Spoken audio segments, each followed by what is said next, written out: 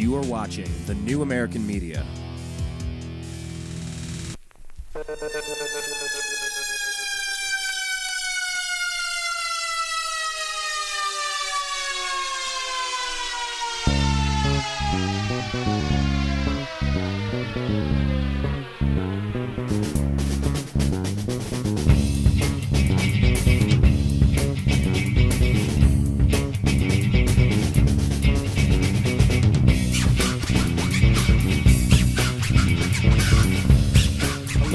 Hello, America.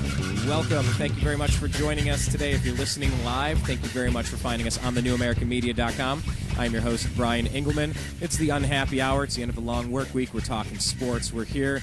We're going to get into some football action. We've been getting into a lot of NBA and basketball stuff the past few months, but now you can smell it in the air. It's starting to change. You know what that means. It's football time. If you're finding us after the fact on YouTube, thank you very much for finding us here. Please do me a favor and click subscribe. We're at 141 subscriptions and 26,000 video views, and we're really just getting going. So thank you to everybody who has decided to follow us there. Thank you very much. If you're on Twitter, go ahead and follow us there. We are at American_media_. That's American_media_. And do that like thing on Facebook. I want to thank our sponsor for this portion of today's show, Three Black Cats. Go ahead and take a look at Three Black Cats. We'll tell you more about it coming up, but they have a lot of cool organic products, a lot of cool earrings. Just go ahead and take a look. 3blackcats.storeenvy.com. That's the number 3blackcats.storeenvy, only one E in the middle, .com. We are pleased to be joined today with one of our favorite people on the planet. This is Mr. Brandon Odell, joining us from the sweltering Midwest known as Ohio. Brandon, thank you very much for being here, sir. Well, thank you for having me, Mr. Engelman. Wow, that was ridiculously professional. Wow, that was great. Can you follow up with that first remark with something equally professional? Well, ridiculously professional is my middle name. It was very confusing for my years in my younger years. Now, by the way, you're bringing up middle names. Just to let people know, you are expecting your first child in a couple of weeks, sir? That is correct. Congratulations for everybody out there. This is a man I've known a lot of my life, and he is having his first child, so we're all very happy for Brandon and his wife. So congratulations and best wishes, and enjoy the next few weeks as you begin there. So let's talk about the next few weeks. A lot of stuff is going on in Cleveland Browns land. This segment is going to be called Strictly Browns. I think it's the first time we're doing it this way. So everybody listening, we want you to kind of participate with us. Number one, do you like the name, Strictly Browns? Yeah, it's the first name we came up with. It's the name that we're using now. If you have a suggestion, send us a tweet. Leave a message underneath the video. But this is Strictly Browns, Brandon. I guess the first place we need to talk about is the most time-sensitive, the most interesting component of the Cleveland Browns in the past couple days, and that would be the Supplemental Draft. You want to catch us up to speed on what happened, how it happened, who we got, how they fit in, and let's get in with that. Okay, so the Supplemental Draft, basically for the people out there that are a little confused in general by what it is. Basically, every year there are a few players who, for whatever reason, whether it's because of academic concerns or because of financial situations or because of some kind of a suspension situation that has taken place, and a lot of times it's a combination of a few of these, there are players that either come out early or don't actually declare for the regular draft when they should. And those players then are put into the supplemental draft where teams will actually bid the round that they would want to get a certain player in if that player were in the regular draft.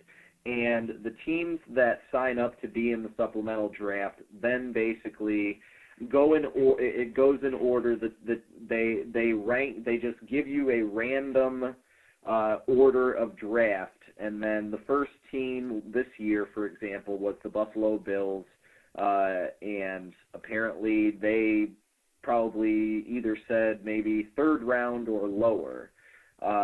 is when they would have wanted this guy Josh Gordon, and then the Browns had the second choice, and they could have said third round as well, and then it would have kept on going to the other teams, and if any team said higher than third round, they would get him. Now, and are then they doing this if in it this? went Are they doing this in all of the 9 teams that were in it this year? They would start back at the top, and then the first team who had the third round as the round they would take him would have gotten him. And so the Browns were worried that this guy Josh Gordon, who most recently was on the roster at the University of Utah, but actually had his real playing experience for Baylor, they picked him in the second round, and what that means is they will lose or forfeit their second-round pick in next year's NFL draft. Well, it's either lose or forfeit, or you just say they spent it early. They bought or their they product spent a year it early. Yeah. Yeah, because it's not like a penalty. Now, let me back up. I had 2 questions about the process. I'm understanding how this works. So these are 2 procedural questions that I'm unclear on myself.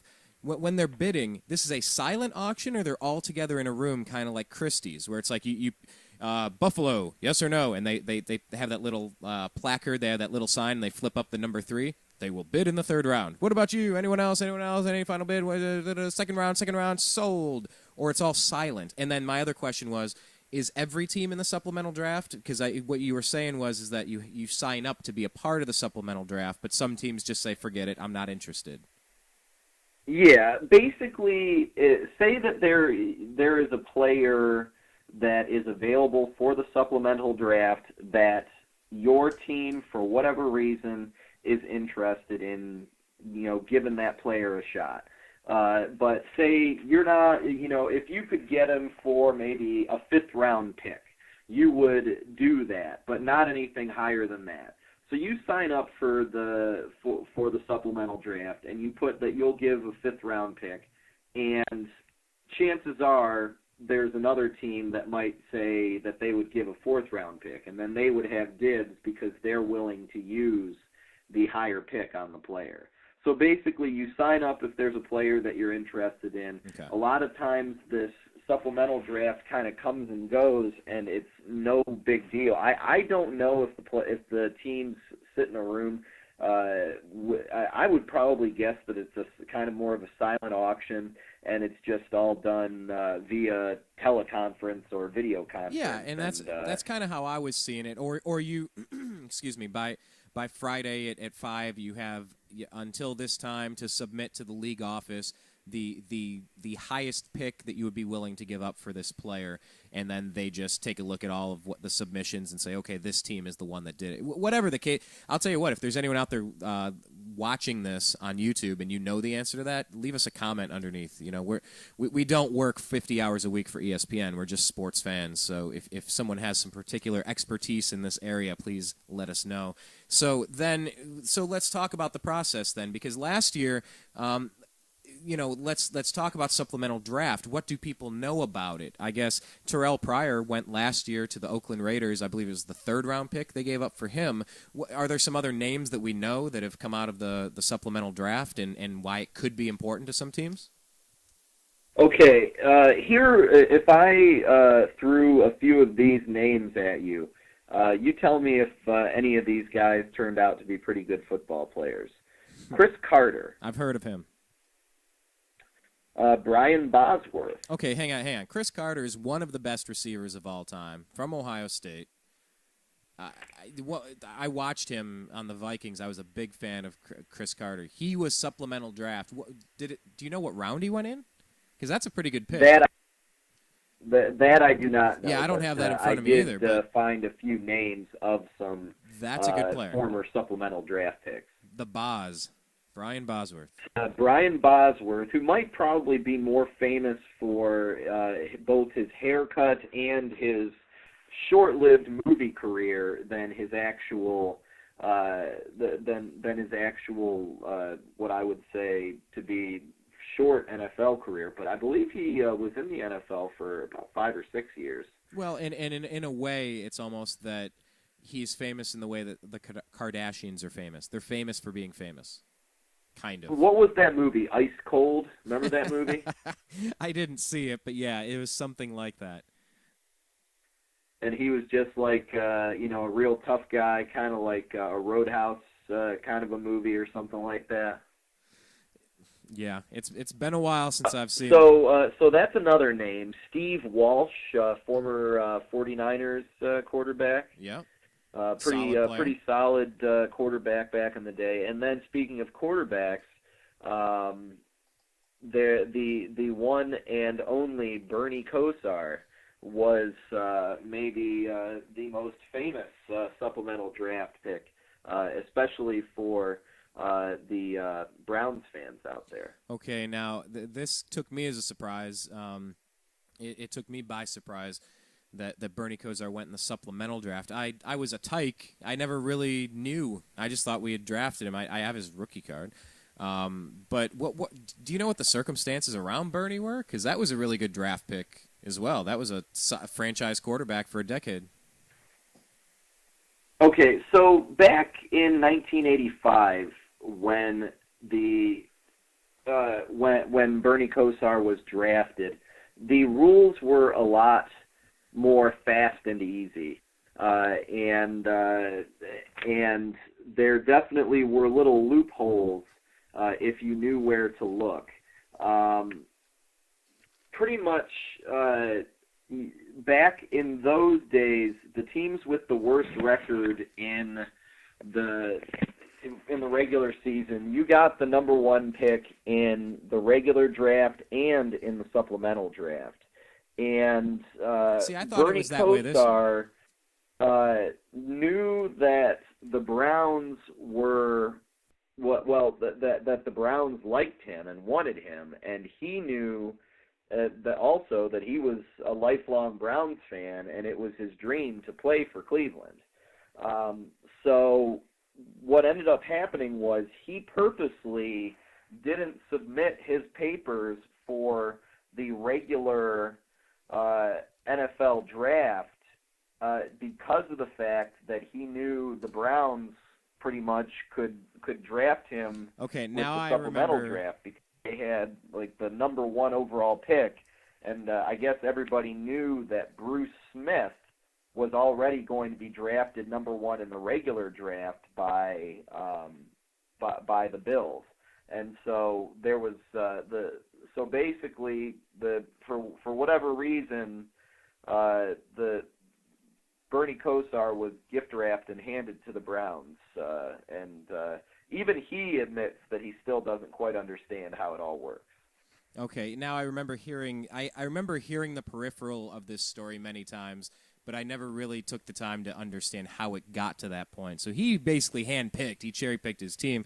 Well, all right, that's really interesting. I gotta look into that story a little bit more. Look, it sounds this is what it was. Fascinating.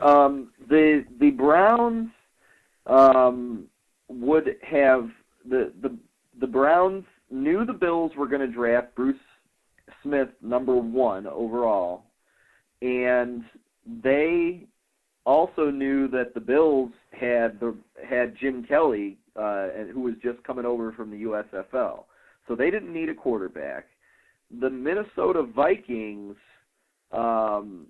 traded up with Houston for the number two pick in the regular draft. And that way, basically, all that ended up happening was he then forewent, I guess you could say, the regular draft and kicked off Minnesota, and then the Browns were able to give up maybe their number two overall pick the following year. All right. Well, I don't know. It is very confusing. So either way, like I said, Bernie Kosar still doesn't quite understand how it all worked out, but it worked out.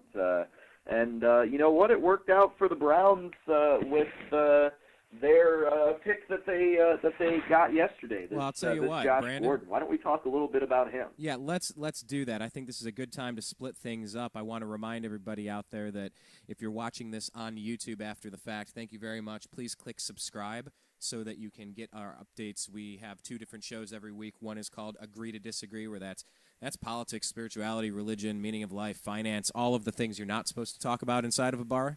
That's what that program is. And then this is called the Unhappy Hour. It's a place where Cleveland sports fans get together, and some days we focus more on the local team. Sometimes we get into the topics in national news.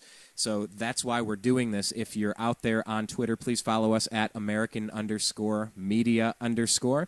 And what we're going to do right now is we are going to thank our sponsor one more time. That is 3 Black Cats. You can find a bunch of Herbal products. You can find fake gauge earrings. You can find lotions, really cool earrings, really cool hair products, handmade flowers. And then there's these cool book boxes that are on here as well. Go ahead and take a look at the website. It's 3blackcats.storenvy.com. That's the number 3blackcats.storenvy.com. We will take a quick station identification break here on the TNAM radio network, and we'll be right back. We're going to talk some more with Brandon about the Browns and who this kid is. Who is this Josh Gordon kid coming out of Baylor? Is he going to help the team right away? Is he a number 1 receiver? Does he have that kind of potential? And what does that mean for the quarterback, the other wide receivers, and the entirely brand new revamped offense of the Cleveland Browns? I'm actually kind of excited to watch this year. We'll be right back. I'm Brian on the Unhappy Hour. You are watching the New American Media